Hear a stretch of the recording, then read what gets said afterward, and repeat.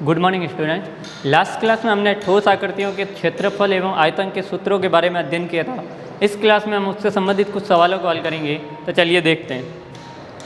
पहला सवाल है, एक दूध का टैंक बेलन के आकार का है जिसकी त्रिज्या 1.5 मीटर और लंबाई 7 मीटर है। इस टैंक में भरे जा सकने वाले दूध की मात्रा ज्ञात कीजिए।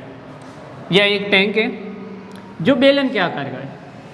इसकी त्रिज्या हमें 1.5 मीटर दे रखी है और इसकी जो लंबाई है वह हमें 7 मीटर दे रखी है और बोला है कि इस टैंक में भरे जा सकने वाले दूध की मात्रा ज्ञात कीजिए। तो सबसे पहले हमें आकृति की पहचान करनी है। तो आकृति की पहचान हो गई कि यह बेलनाकार आकृति है। इसके बाद हमें देखना है कि हमें इसका क्या निकालना है, क्षेत्रफल निकालना है या आयतन निकालना है। तो देखिए, हमें दूध की मात्रा उस दिन हमने सीखा था, जब किसी वस्तु में किसी वस्तु को भरा जा रहा है तो उसके लिए हम आयतन निकालते हैं, जैसे पानी हो, दूध हो, हवा हो। तो इस सवाल में हमें आयतन निकालना है। आकृति बेलन की, निकालना है आयतन। आयतन का सूत्र क्या होता है? तो बेलन का आयतन का सूत्र होता है πr²h। तो हमें r का मान दे रखा है और h यानी कि ऊंचाई। तो ऊंचाई क्या होगी? जो इस टैंक की लंबाई होगी वही इस टैंक की ऊंचाई होगी। कैसे? यदि इस टैंक को हम खड़ा कर दें तो ये टैंक ऐसा हो जाएगा। तो त्रिज्या तो वही रहेगी और इसकी जो ऊंचाई होगी वो 7 मीटर हो जाएगी। कहने का मतलब जो लंबाई है वही हमारी ऊंचाई हो जाएगी। अब हम इसको देखते हैं। पहले जो दे रखी है वो सारी चीज़ें लिख लेते हैं।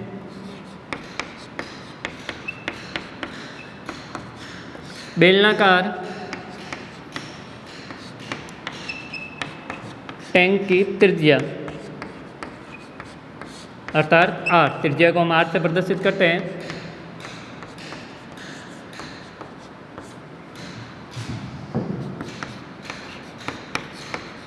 फिर बेलनाकार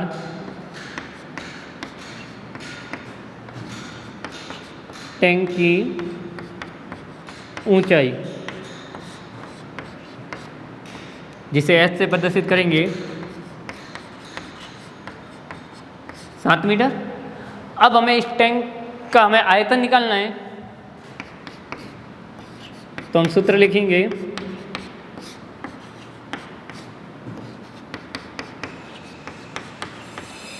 बेलन का आयतन का सूत्र होता है πr²h।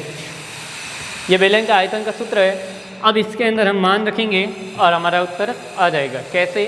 पाई का मान हमने पढ़ा था 22/7। r का अर्थ होता है त्रिज्या और स्क्वायर है अर्थात उसको 2 बार लिखना।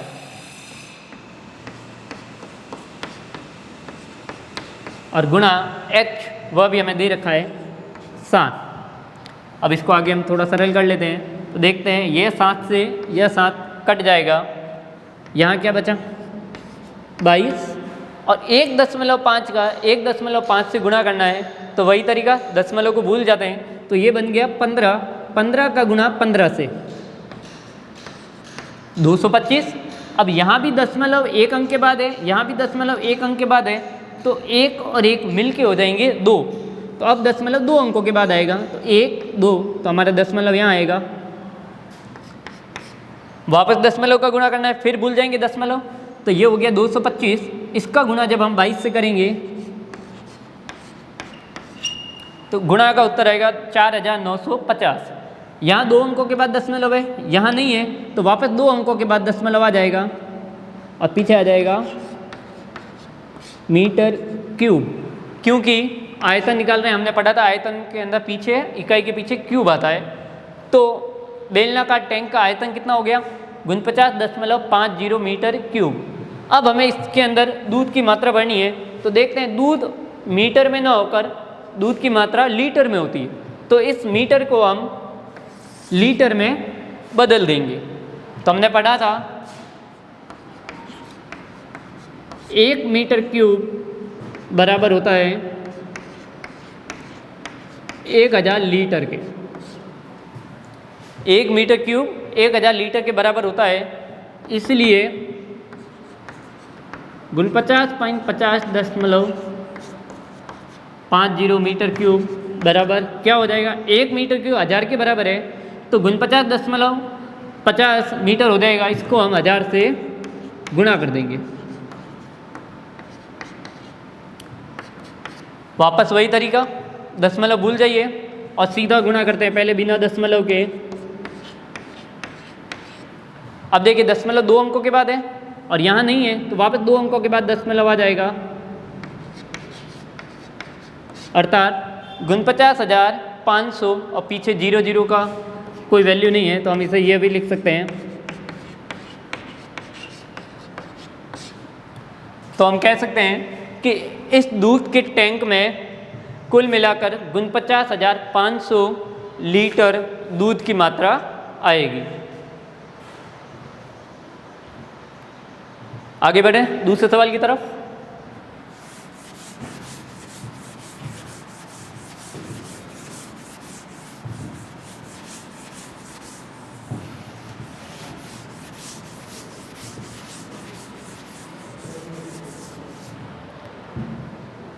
दूसरा सवाल देखते हैं।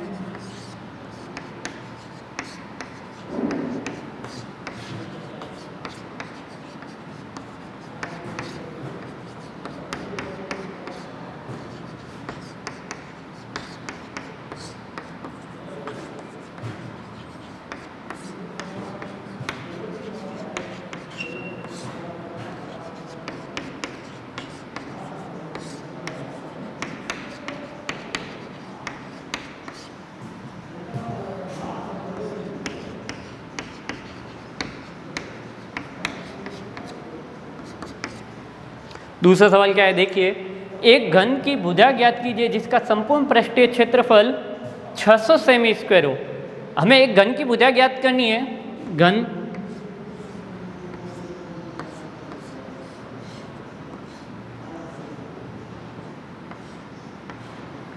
की परिभाषा हमने सीखी थी कि 6 वर्गाकार आकृतियों से घिरी बंद आकृति घन कहलाती है।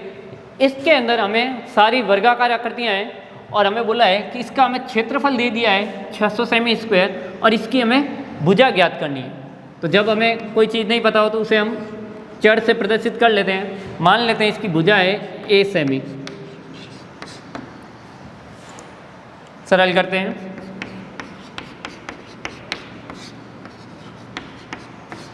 माना घन की भुजा बराबर a सेमी। अब हमें दे क्या रखा है, हमें दे रखा है घन का संपूर्ण पृष्ठीय क्षेत्रफल। तो हमें इसका सूत्र याद होना चाहिए। घन का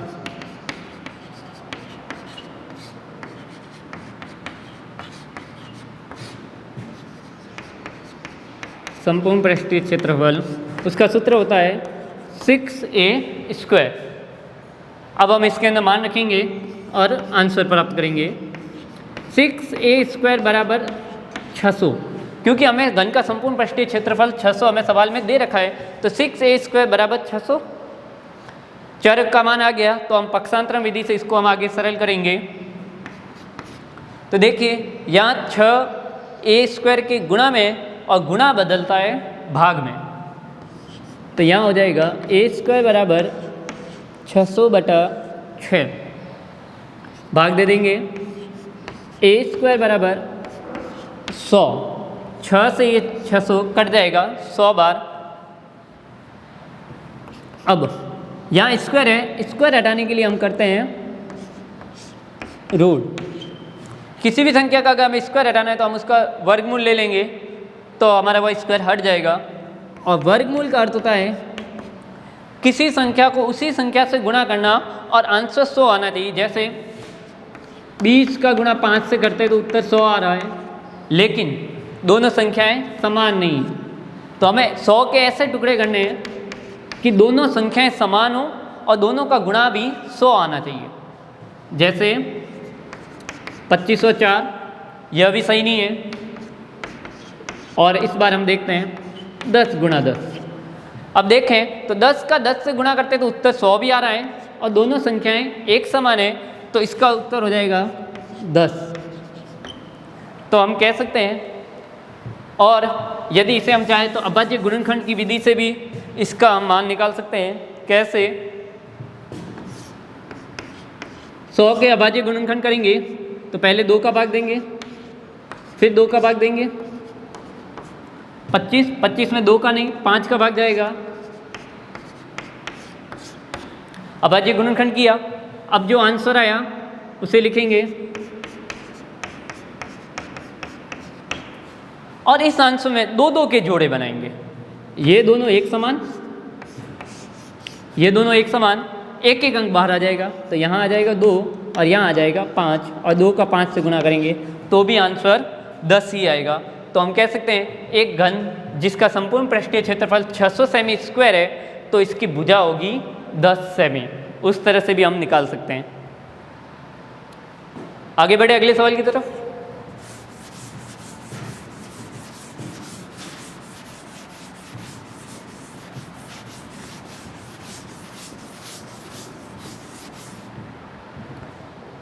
तीसरा सवाल देखते हैं।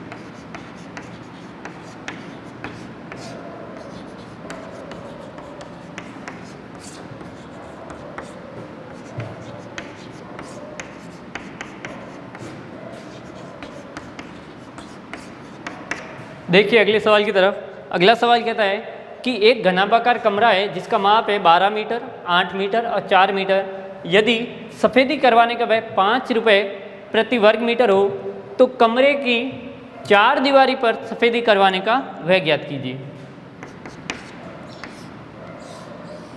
एक कमरा है जिसकी आकृति है घनाभ की। घनाभ की हमने परिभाषा समझी थी, 6 आयताकार फलकों से गिरिबंध आकृति। तो इसकी लंबाई 12 मीटर, चौड़ाई 8 मीटर और ऊंचाई 4 मीटर। सबसे पहले वाली लंबाई, दूसरी वाली चौड़ाई और लास्ट वाली ऊंचाई कहलाएगी। तो ये हमें दे रखा है और बोला है कि 5 रुपये प्रति वर्ग मीटर की दर से सफ़ेदी करवाने का व्यय 4 दीवारी पर। तो सबसे पहले जो इन्फॉर्मेशन दी गई है वो लिख लेते हैं। घनाभाकार कमरे की लंबाई, जिसे हम L लिखेंगे, 12 मीटर,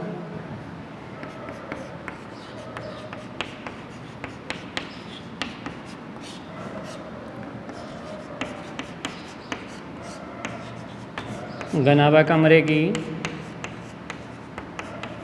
चौड़ाई B बराबर 8 मीटर,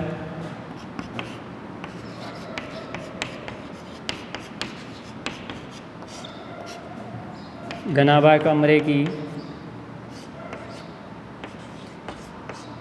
ऊंचाई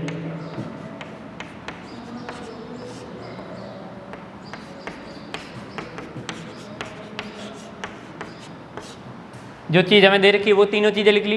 अब देखिए हमें इसके कमरे पर कलर करवाना है और कलर करवाना है 4 दीवारी पर। तो हमें संपूर्ण पृष्ठीय क्षेत्रफल नहीं, हमें पार्श्व पृष्ठीय क्षेत्रफल या 4 दीवारी का क्षेत्रफल वह सूत्र लगाना होगा। तो देखते हैं, घनाभ के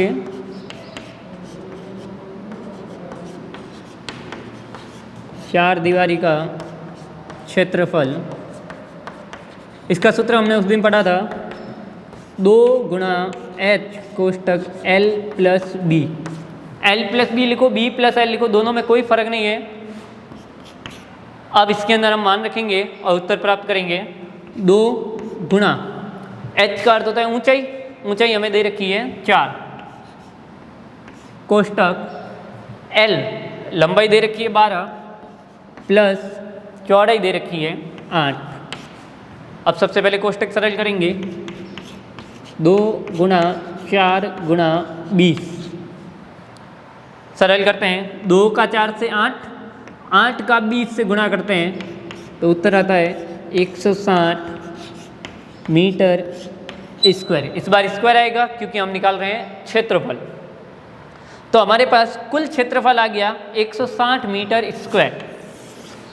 अब हमें दे रखा है 1 मीटर स्क्वायर के 5 रुपये लगते हैं, तो 160 मीटर स्क्वायर पर कितने रुपए लगेंगे, तो गुणा करके देख लेंगे। 1 मीटर स्क्वायर पर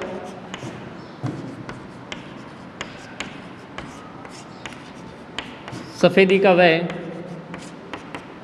बराबर 5 रुपये, इसलिए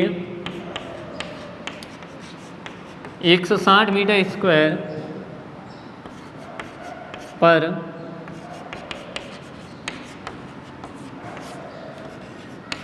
सफ़ेदी का व्यय बराबर, इसको हम 160 को 5 रुपये से गुणा कर लेंगे और हमारा उत्तर आ जाएगा। इसका हम इससे गुणा करें तो हमारे पास आंसर आएगा 800 रुपये। तो हम कह सकते हैं कि घनाभागाकार कमरा जिसकी लंबाई चौड़ाई ऊंचाई 12 मीटर, 8 मीटर और 4 मीटर है और 5 रुपये प्रति वर्ग मीटर की दर से सफ़ेदी करवाने का कुल व्यय होगा 800 रुपये। आगे देखते हैं अगला सवाल।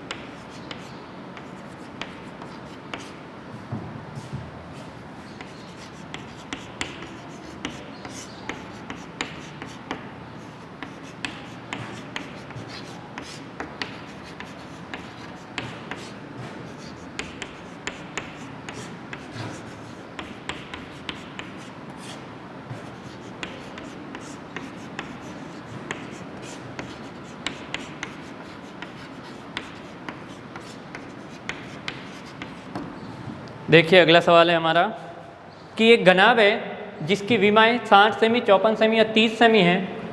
इस घनाभ में 6 सेमी भुजा वाले कितने घन रखे जा सकते हैं। कहना जाता है कि एक घनाभ है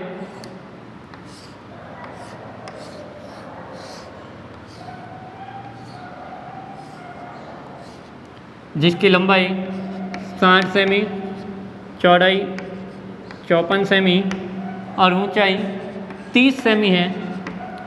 इस घनाभ में हमें छोटे छोटे जो घन हैं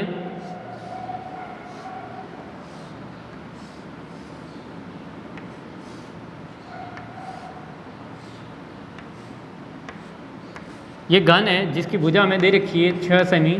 ये घन इसके अंदर हमें रखने भरने हैं, तो बताना है ऐसे कितने घन रखे जाएंगे जिससे ये पूरा घनाभ भर जाए। घनाभ के अंदर हमें घन रखना है, तो जब भी आकृति के अंदर किसी दूसरी आकृति को रखने की बात आएगी तो हम उसके अंदर आयतन निकालेंगे। तो पहले जो सूचनाएं दे रखी है वो लिख लेते हैं।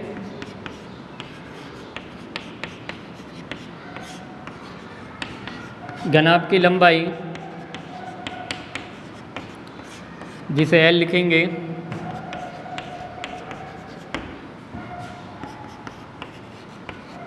घनाभ की चौड़ाई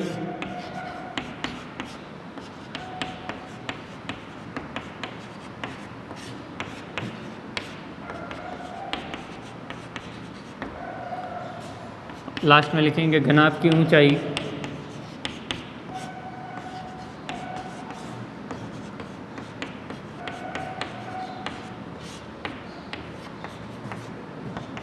तीस सेमी और घन की भुजा में दे रखी है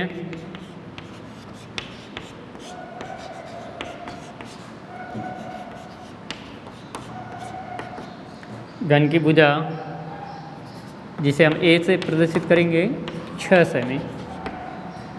अब देखिए जो सूचनाएं दे रखी थी वो लिख ली। अब हमें इस घनाभ में ये घन रखने हैं, तो घनाभ के अंदर घन रखने हैं, तो घनाभ के आयतन में घन के आयतन का भाग दे देंगे तो हमें घनों की संख्या मिल जाएगी। देखिए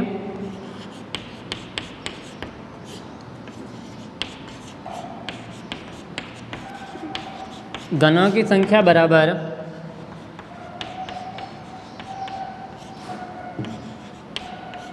घनाभ का आयतन,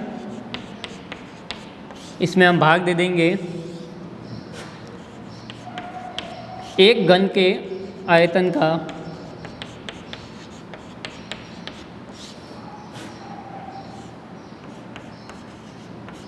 घनाभ के आयतन में हम एक घन के आयतन का भाग दे देंगे तो हमें घनों की संख्या के बारे में मिल जाएगी सूचना।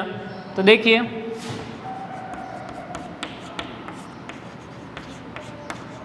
घनों की संख्या बराबर घनाभ का आयतन, घनाभ के आयतन का सूत्र हमने पढ़ा था L गुणा B गुणा H, और घन का आयतन होता है एक क्यूब। अब मान रखते हैं लंबाई कितनी घनाभ की 7 गुणा चौड़ाई और गुणा में ऊंचाई और भाग में एक क्यूब। एक कितना है 6 सेमी और क्यूब का अर्थ होता है उसे 3 बार गुणा करना।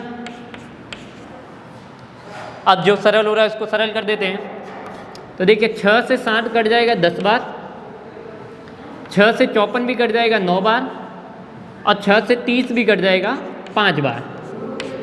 यानी क्या बचा 10 गुणा 9 गुणा 5, तो 9 का 5 से 45 और 45 का 10 से। तो हम कह सकते हैं कि इस घनाभ में 6 सेमी भुजा वाले 450 घन रखे जा सकते हैं। धन्यवाद।